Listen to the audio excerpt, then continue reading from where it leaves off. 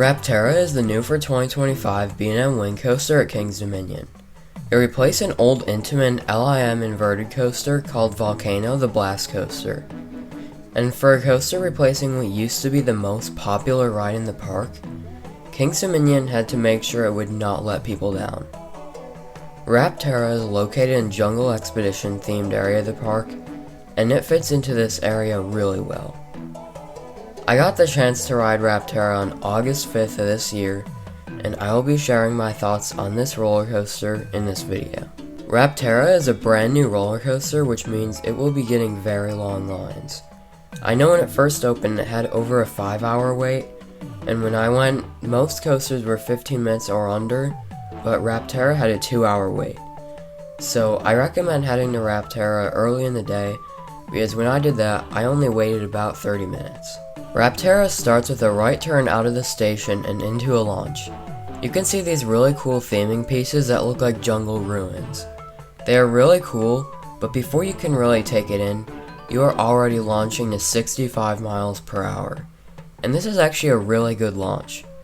And by the end of the launch, if you're on a wing seat, you will start to feel a little bit of a bounce, and this is just a warm-up. Anyway, the next element is this overbank top hat, which has some great weightlessness at the top. I really didn't know how to feel about this element at first, but it ended up being way better than I expected. The next element is a dive loop. Not too many notable forces here, but it's pretty cool and floaty. And not too much of a surprise, the bouncing gets worse at the bottom of this dive loop, but at least the next few elements are really good. You then go into a twisted hill, which might give a little bit of airtime, but it's definitely more for the laterals, which are very good, and they feel stronger because of the wing seating. What's next is probably my favorite element on the coaster, but not before what's probably the worst bouncing on the entire ride. But after the bouncing, you have this helix that goes right over the main plaza for Rapterra, and it turns into a wave turn type element, which gives great airtime. And it's really weird to get airtime like this on a B&M coaster, where you just turn completely on your side. Usually B&M only uses straight airtime hills, so it's nice to see them branching out like this. Then you go into a corkscrew, which is a pretty cool element because it's floaty and looks nice. Anyway, at this point, Rapterra is almost over, and it goes out with a bang. The first element in the finale is a sustained floater airtime hill, which is great to see because I think every wing coaster should have airtime moments to break up the inversions. Because the main point of these coasters is to be floaty and graceful, and I feel like a floater airtime hill is really good at that. And then you have your final element, which is the Raptor roll. A very slow kind of hybrid between a 0G roll and an inline twist, where you really just hang there for a long time. I've noticed that it's the second half where you really just realize that you are dangling right out of your seat, and it's a really cool feeling. Then you have one last turn into the final brake run. Rapterra might not have that many elements, but you don't go that fast through most of them, so it actually feels like a pretty long ride. And when I say that you don't go very fast through these elements, I don't mean it in a bad way at all. Each of the elements are very floaty, and it really does work for a coaster like this. I think Rapterra is doing everything it was supposed to do for this park.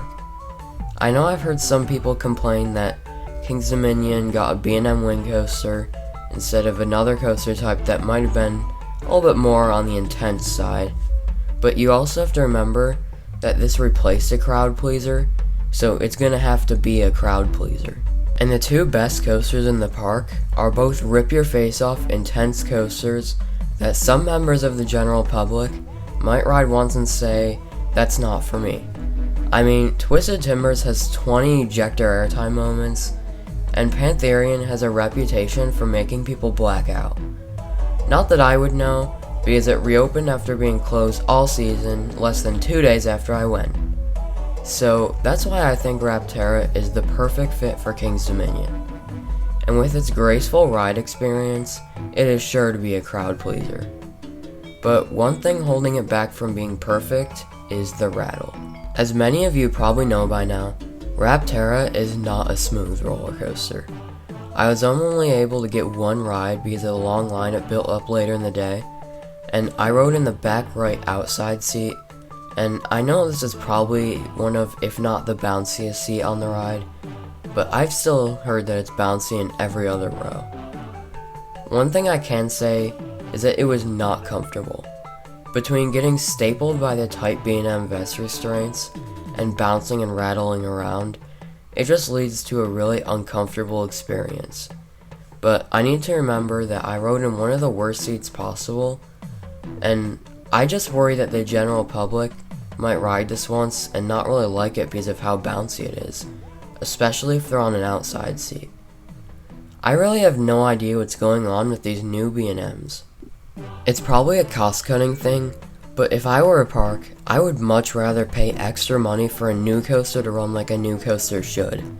And it also worries me because how long will it last? I know some B&Ms already have short service lives. For example, Incredible Hulk only lasted 16 years before the track had to be fully replaced. I know that coaster goes through a lot in the Florida heat and 3 trains every day of the year, but still, just think about how long Rapterra will last.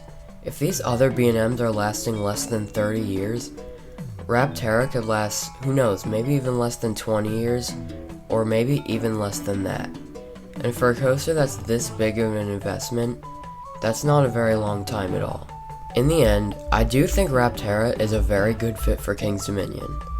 Even though it definitely has its flaws, it looks like most of the general public does like it because of the wait times that it gets. I just try to look past some of the problems and realize that this is a good coaster. And especially compared to other wing coasters, it has a very good and unique layout. And I'm sure inside seats towards the front aren't nearly as bad, which is where I would highly recommend sitting if you're sensitive to a rattle. So if you enjoyed this video, then please like, comment, and subscribe for more, and I'll see you in the next video.